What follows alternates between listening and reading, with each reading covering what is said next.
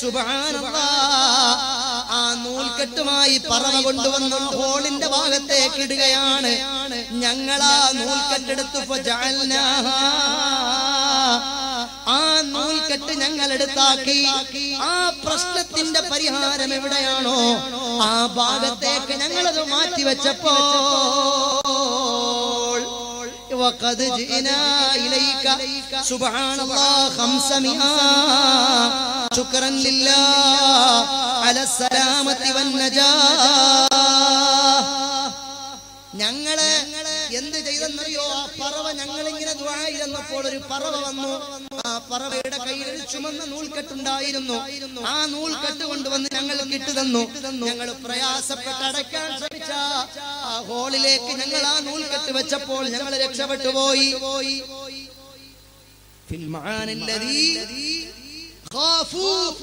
ഞങ്ങൾ പ്രയാസപ്പെട്ട് വിഷമിച്ചിരുന്ന ആ പ്രതിസന്ധിയിൽ നിന്ന് ഞങ്ങൾക്ക് മോചനം കിട്ടി.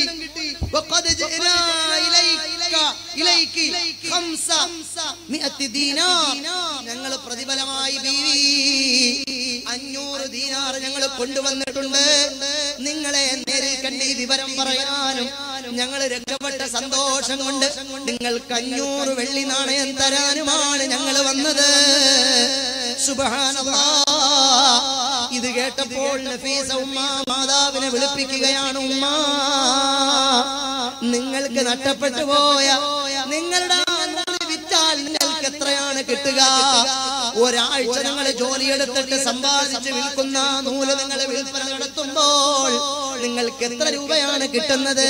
അവര് പറഞ്ഞ് 25 ദീനാർ കിട്ടും. എന്നാൽ ഇതാ പിടിച്ചോളൂ, ഇത് 500 വെള്ളി ദീനാറുണ്ട്.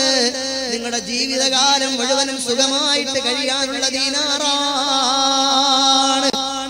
സഹോദരങ്ങളെ, മഹദിയായ നഫീസ ബീബി റളിയല്ലാഹു അൻഹ ആരാണ്? അമാനത്താണ്. സുബ്ഹാനല്ലാഹ്. അമാനത്തുൻ നമുക്കവരെല്ലാം വലിയ കാവലുകളാണ്. നമ്മുടെ ഉമ്മമാർക്ക് ഇന്നത് പറഞ്ഞാൽ മനസ്സിലാവില്ല. പുതിയ ട്രെൻഡ് തലമുറയിലെ പെൺമക്കളോട് നഫീസ ബീവിയെ പറഞ്ഞാൽ അറിയില്ല. അവര് ഫ്രീക്കുകളുടെ ലോകത്താണ്. അവര് മൊഞ്ചന്മാരുടെ പിറകെയാണ്. അതിനിടയിൽ എവിടെയാണ് നഫീസ ബീവിയെ പറ്റി പഠിക്കാൻ? സുബ്ഹാനല്ലാഹ്. ഒരു ക്രൈസ്തവ സഹോദരൻ, ഒരു ക്രൈസ്തവനായ സഹോദരൻ, ആ സഹോദരന്റെ പ്രിയപ്പെട്ട മകനെ കാണാനില്ല. ഈജിപ്തിൽ, മിസ്രിൽ അവരന്വേഷിക്കാവുന്ന എല്ലായിടത്തും അന്വേഷിച്ചു. എല്ലാ വാതിലുകളും മുട്ടി നോക്കി, മോനെ കാണാനില്ല.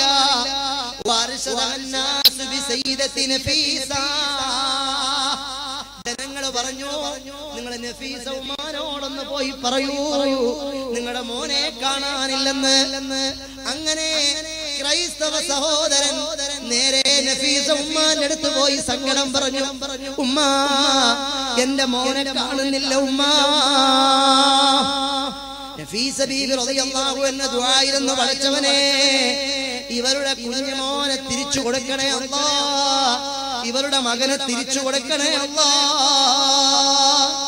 പിറ്റേന്ന് രാവിലെ ആയപ്പോൾ വാതിലിൽ ഒരാളെ മുട്ടുകയാണ്.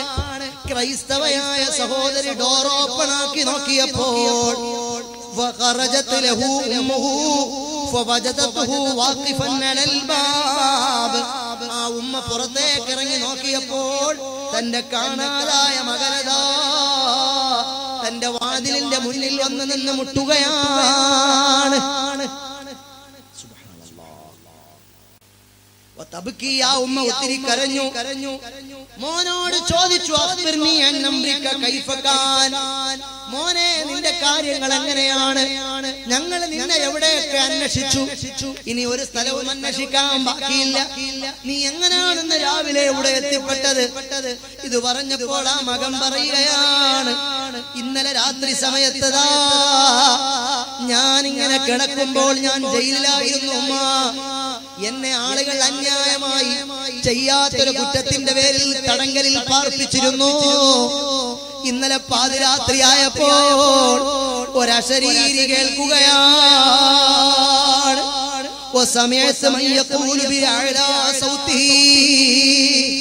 ഒരു വലിയ അശരീരി കേൾക്കുകയാണ്. അതീഖുൽ അസീർ വഖദ് ശഫഅത് ഫീഹി സയ്യിദത്തു ബീവി നഫീസ. എന്റെ ചങ്ങലകളതാ ഞാനിങ്ങനെ ജയിലിനകത്തിരുണ്ടടഞ്ഞ ഇരുളുമുട്ടിയ ജയിലിൽ ഞാനിങ്ങനെ കിടക്കുമ്പോ ഒരു അശരീരി കേൾക്കുകയാണ്, ഓ തടവിലാക്കപ്പെട്ട തടവുകാരാ, നിങ്ങൾക്ക് വേണ്ടി നഫീസ ബീവി അല്ലാഹുവിനോട് ശഫാഅത്ത് നടത്തിപ്പോയി. ഇങ്ങനൊരു വർത്തമാനം കേട്ടപ്പോൾ പാറാവുകാരൻ ഓടി വന്ന് എന്റെ ജനല്, എന്റെ വാതിലിന്റെ, എന്റെ ഡോറിന്റെ, ജയിലിന്റെ പൂട്ട് തുറക്കുകയാണ്.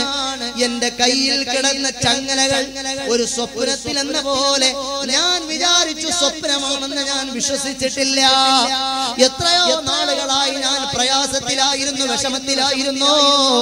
ആ പാറാവുകാരൻ കടന്നു വന്ന് എന്റെ വാതിൽ ഓപ്പണാക്കി എന്റെ കൈകളിൽ വെച്ചിരുന്ന കയ്യാമം അഴിച്ചു, എന്നെ പറഞ്ഞു വിട്ടു. ഞാൻ പിന്നൊന്നും സംഭവിച്ചതറിയുന്നില്ല ഉമ്മ. ഇന്ന് രാവിലെ ഞാനിതാ നമ്മുടെ വീടിന്റെ വാതിൽക്കൽ നിൽക്കുമ്പോഴാണ് ഞാൻ പിന്നെ അറിയുന്നത്. അതുവരെ ഞാൻ ഈ നടക്കുന്നതൊന്നും വിശ്വസിച്ചിരുന്നില്ല. ഇത് സ്വപ്നമാണെന്നാണ് ഞാൻ വിചാരിച്ചിരുന്നത്. സുബ്ഹാനല്ലാഹ്. ക്രിസ്ത്യാനിയായ സഹോദരി ഈ വർത്തമാനം തന്റെ മകന്റെ വായിൽ നിന്ന് കേട്ടപ്പോൾ ഓർമ്മിക്കുകയാണ് ഇന്നലെ തന്റെ പ്രിയപ്പെട്ട ഭർത്താവ് ഇനി ഒരു വാതിലും മുട്ടാൻ ബാക്കിയില്ല. നഫീസ ബീവിയുടെ ചാരത്ത് എന്നപ്പോ ബീവി ദുആയിരുന്നു, പടച്ചവനെ ഇവരുടെ കുഞ്ഞിനെ തിരിച്ചു കൊടുക്കണേ അല്ലാഹ്. ആ ദുആഇന്റെ ഇജാബത്താണല്ലോ ഇത്. നേരെ നഫീസ ബീവിയുടെ മുന്നിലേക്ക് ആ ക്രൈസ്തവയായ സഹോദരിയും കുടുംബക്കാരും അവരുടെ നാട്ടുകാരും ചേർന്ന് ചെല്ലുകയാണ്. അശ്ഹദു അല്ലാ ഇലാഹ ഇല്ലല്ലാഹ് വ അശ്ഹദു അന്ന മുഹമ്മദർ റസൂലുള്ളാഹ്. 70ഓളം വരുന്ന വീട്ടുകാർ പഠിക്കണം, ഞാൻ പഠിക്കണം, ഇത് നിങ്ങൾ ഓരോരുത്തരും പഠിക്കണം. 70ഓളം വരുന്ന വീട്ടുകാരും ആ കുടുംബവും സഹോദരങ്ങളെ പിറ്റേന്ന് രാവിലെ വിശുദ്ധ ഇസ്ലാമിലേക്ക് കടന്നു വന്നു. ആരെ കൊണ്ട് കടന്നു വന്നു? സയ്യിദത്തുനാ ബീബി നഫീസ റളിയല്ലാഹു അൻഹ. എത്ര സംഭവങ്ങൾ, ഒരുപാട് ഖറാത്തുകളുണ്ട്. ലൗ അഖ്സമ അലല്ലാഹി ലഅബറ. അവര് പടച്ചോനോട് ചോദിച്ചാൽ പടച്ചോൻ കൊടുക്കൂ, എന്തു ചോദിച്ചാലും കൊടുക്കൂ. ഒരു ജൂതനായ സഹോദരന്റെ കുട്ടി, ആ കുട്ടി ജന്മനാ തളർന്നു പോയ കുട്ടിയാണ്, നടക്കൂല. ആ കുടുംബത്തിന് ആ കുട്ടിയെ കൊണ്ട് വലിയ ഭാരമായി. അവര് നാടായ നാട് മുഴുക്കെ നടന്ന് എല്ലാ വിശ്വകരന്മാരെയും കണ്ടു. ഡോക്ടർമാരും വൈദ്യന്മാരും എല്ലാം ചികിത്സിച്ചു മടുത്തുപോയി. അവസാനം കുട്ടിയെ നോക്കാൻ ഉമ്മാക്ക് നേരമില്ലാതായി, വാപ്പാക്ക് നേരമില്ലാതായി. അല്ലാഹു നമ്മളത്തരം മക്കളെ തൊട്ട് പരീക്ഷണങ്ങളെ തൊട്ട് കാക്കട്ടെ.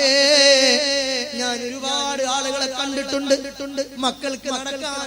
ഞങ്ങള് മലപ്പുറം ജില്ലയിലെ കോട്ടക്കലിനടുത്ത് ഒരു സഹോദരന്റെ വീട്ടിൽ, അവര് വലിയ ചന്ദന ഫാക്ടറി ഉള്ള ആളുകളായിരുന്നു.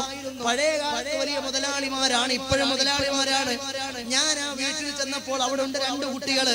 ഒരു കുട്ടിക്ക് 13 വയസ്സായി, മറ്റേ കുട്ടിക്ക് 7 വയസ്സോ മറ്റോ ആയുള്ളൂ. ആ സഹോദരൻ ഈ 13 വയസ്സുകാരനായ കുട്ടിയെ ആ സഹോദരൻ ഇങ്ങനെ എടുത്തു മടിയിൽ വെച്ചിരിക്കുകയാണ്. അവന്റെ വായിൽ നിന്ന് ഉമിനീരൊലിക്കുകയാണ്. അത് കൈകൊണ്ട് അയാൾ തുടയ്ക്കുകയാണ്. 7 വയസ്സായ കുട്ടി എന്റെ അടുത്ത് വന്നിരുന്നു. അവൻ എന്റെ തുണിയിലൊക്കെ പിടിച്ചപ്പോ ഉപ്പ പറഞ്ഞു, മോനെ തൊടല്ലേ, ഉസ്താദിന്റെ തുണി അഴുക്കാകുമെന്ന്. ഞാൻ ആ കുഞ്ഞിനെ ചേർത്ത് നിർത്തി. അന്നേരത്തെ അകത്തളത്തിൽ നിന്ന് കരയുന്ന ശബ്ദം കേൾക്കുകയാണ്. കർട്ടന്റെ പിറകിൽ നിന്ന് ഉമ്മ പറയുകയാണ്, ഉസ്താദേ, അല്ലാഹു തന്ന 2 മക്കളാണ്. 5 വയസ്സുവരെ അവർക്ക് രോഗമില്ല, പ്രയാസമില്ല. ഉമ്മ ഉപ്പ എന്ന് വിളിച്ചു. സാധാരണ മക്കളെ പോലെ ഓടിച്ചാടി നടന്ന എന്റെ മക്കൾക്ക് ഇപ്പോൾ ഓട്ടിസമാണ്. അവര് വർത്തമാനം പറയുന്നില്ല, അവര് നടക്കുന്നില്ല, അവര് ഭക്ഷണം കഴിക്കാൻ അറിയുന്നില്ല. എന്റെ മുഖത്ത് നോക്കി ഒന്നും വേണ്ട ഉസ്താദ്, ഉമ്മ എന്ന് വിളിച്ചു. മക്കളുടെ വായിൽ നിന്നും എനിക്ക് കേട്ടാൽ മതി ഉസ്താദ്. ഇങ്ങനെ എത്രയോ സംഘർഷങ്ങളുണ്ട്. അല്ലാഹു എന്നെയും നിങ്ങളെയും അത്തരം പരീക്ഷണങ്ങളിൽ നിന്ന് രക്ഷപ്പെടുത്തട്ടെ സഹോദരങ്ങളെ. അങ്ങനെ പരീക്ഷണങ്ങളുള്ള എത്രയോ ആളുകളുണ്ട്, അവർക്ക് അല്ലാഹു സലാമത്ത് കൊടുക്കട്ടെ. അങ്ങനെ ബന്ധുക്കളെ ബന്ധുക്കളൊക്കെ മടുത്ത് ഈ കുട്ടിയെ നോക്കാൻ വേണ്ടി ഒരു പരിചാരികയായ പെണ്ണിനെ ഏൽപ്പിച്ചു. ഈ പെണ്ണാണെങ്കിൽ നഫീസ ബീവി റളിയല്ലാഹു അൻഹായുടെ വീട്ടിന്റെ അടുത്ത് താമസിക്കുന്ന പെണ്ണാണ്. ഒരു ദിവസം ഈ പെണ്ണിന് എങ്ങോട്ടോ പോകണം ആവശ്യമുണ്ടായി. ഈ പെണ്ണ് ഈ കുഞ്ഞിനെ എടുത്ത് നഫീസ ബീവി റളിയല്ലാഹു അൻഹായുടെ വീട്ടിന്റെ അടുത്ത് കൊണ്ടുവന്നു. എന്നിട്ട് ഈ പെണ്ണെങ്ങോട്ടോ പരിചാരികയായ പെണ്ണെങ്ങോട്ടോ പോയിട്ട് തിരിച്ചു വന്നപ്പോൾ രണ്ട് കാലുകളും തളർന്നു പോയി. നടക്കാൻ ശേഷിയില്ലെന്ന് വൈദ്യശാസ്ത്രം മുഴുവനും പറഞ്ഞ അന്ന് ജീവിച്ചിരുന്ന മുഴുവൻ വിശ്വകരന്മാരും ചികിത്സിച്ച ആ കുട്ടി നന്നായില്ല. എന്നാൽ ഈ പരിചാരക പോയിട്ട് വന്നപ്പോൾ നഫീസ ബീവി റളിയല്ലാഹു അൻഹയുടെ വാതിലിന്റെ മുന്നിൽ ആ കുട്ടി നിൽക്കുകയാണ്, പുഞ്ചിരിച്ചു നിൽക്കുകയാണ് ആ പെൺകുട്ടി. എന്തുകൊണ്ടാണ് സഹോദരങ്ങളെ? ചരിത്രം പറയുന്നത് ഇങ്ങനെയാണ്. നഫീസ ബീവി റളിയല്ലാഹു അൻഹ വളുവെടുത്ത